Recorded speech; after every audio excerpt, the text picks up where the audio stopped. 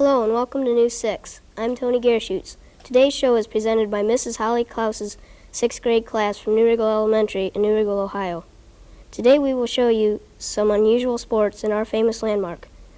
With our first story is Brandon to tell us about a sport that started in our area. New Riegal is proud to have a tractor puller like Jim Hafer. Tractor pulling is an unusual sport, so Doug Depnet interviewed Mr. Hafer, who is probably the best in this area. How did you get started? Well, about 1970 or 1971, we went to just a short ways from here to a tractor pull, and we took one of our farm tractors over and just kind of mildly hooked onto the sled and found out what it was all about.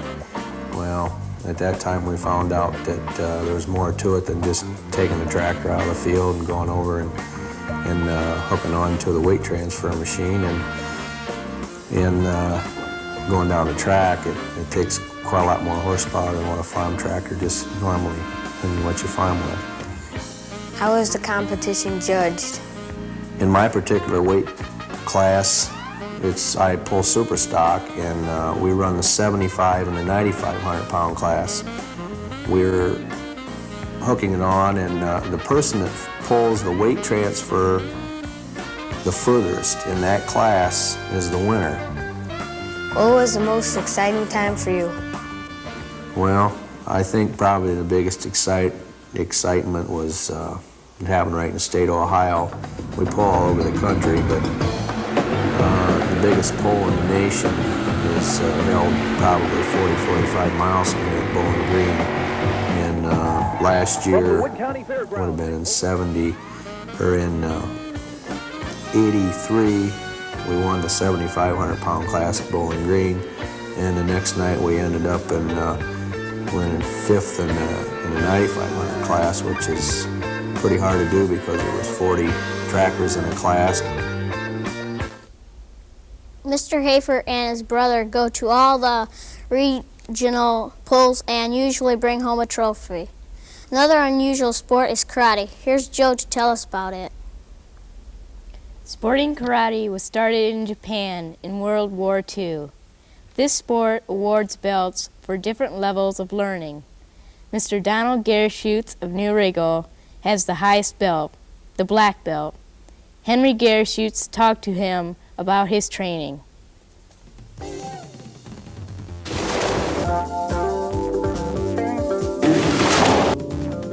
I was a little afraid of getting a black belt because everyone told me that I had to register when I got back to the States.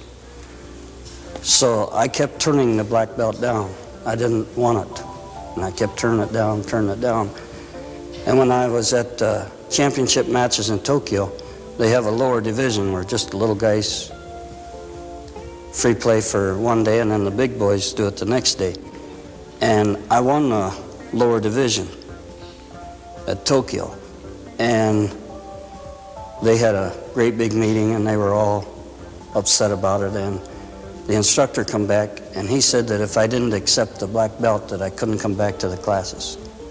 Did it take you a long time to learn karate?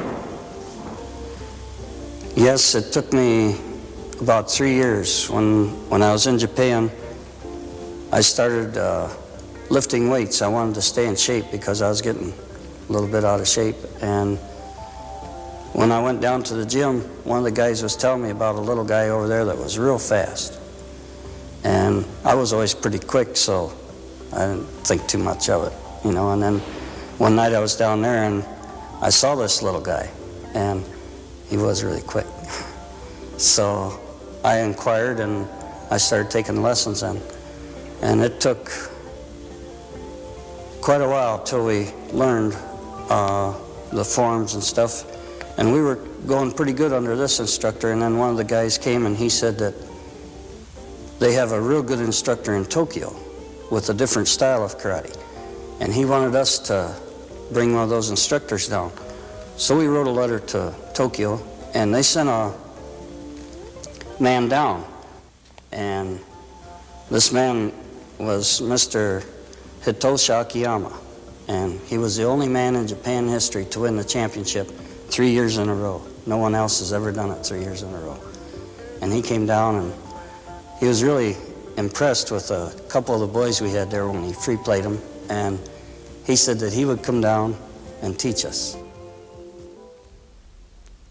We would like to thank Mr. Gershutz for coming to our school and demonstrating karate for us. Another special person in our community has a famous restaurant known nationwide. Brian has the story.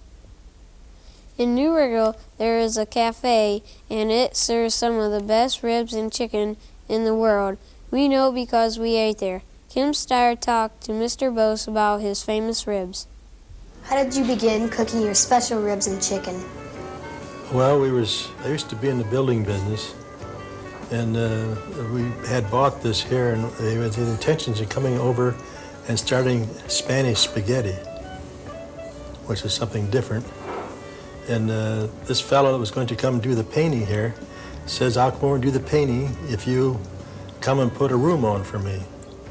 So we went to Sandusky, we'll put it up on a Sunday afternoon, and he had to give us barbecue chicken.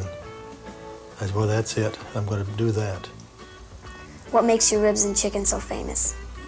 We try to put out a good product, give them plenty to eat, and that's, the parents bring the children, the parents pass on, and all at once, why, the children, they're growing up and they're bringing their children.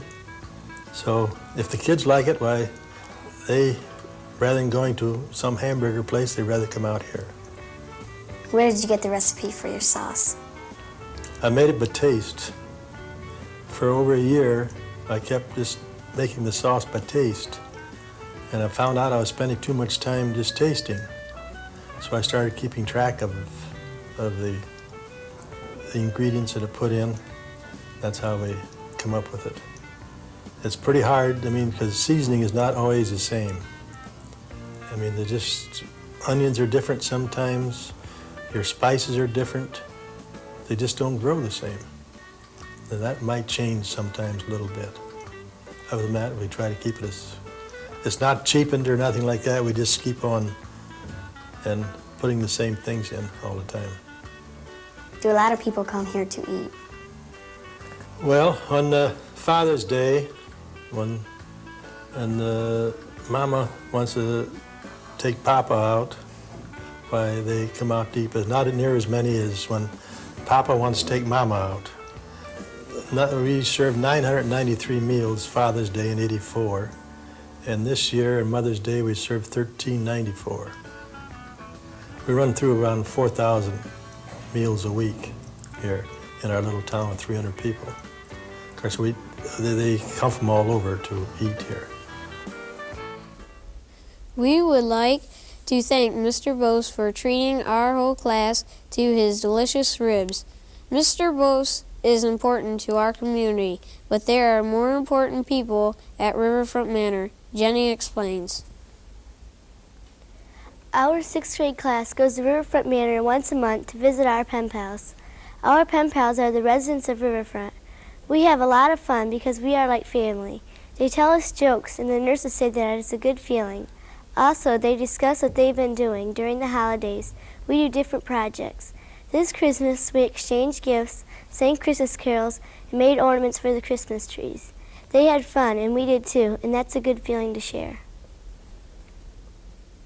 Thank you for joining us. Be here next week when students from St. John's Lutheran Elementary School in Napoleon, Ohio will present News 6. Have a nice week.